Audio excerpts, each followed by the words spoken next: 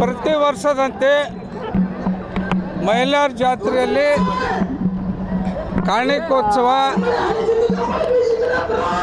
ನಮ್ಮ ಕಾರ್ಣಿಕ ಗೊರವಪ್ಪಜ್ಜನವರು ಅಂಬಳಿ ಅಳಿಸಿತು ಕಂಬಳಿ ಬೀಸಿತಲೆ ಪರಾಕ್ ಅಂತಕ್ಕಂಥ ಒಂದು ಒಳ್ಳೆಯ ಸಂದೇಶವನ್ನು ಈ ರಾಷ್ಟ್ರಕ್ಕೆ ಈ ರಾಜ್ಯಕ್ಕೆ ಕೊಟ್ಟಿದ್ದಾರೆ.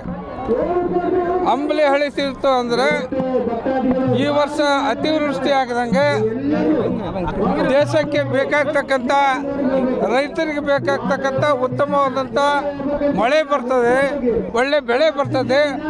ಬೆಳೆ ಊಟ ಮಾಡುವಷ್ಟು ಹಳಸುವಷ್ಟು ಬೆಳೆ ಈ ವರ್ಷ ನಮ್ಮ ಜನರಿಗೆ ರೈತರಿಗೆ ಸಿಗ್ತೈತೆ ಅಂತಕ್ಕಂಥ ಒಂದು ಭವಿಷ್ಯವಾಣಿಯನ್ನು ನುಡಿದಿದ್ದಾರೆ. ಭಾಳ ಸಂತೋಷ. ಕಂಬಳಿ ಬೀಸಿತ್ತಲೆ ಅಂತಕ್ಕಂಥ ಒಂದು ಇನ್ನೊಂದು ಹೇಳಿದ್ದಾರೆ.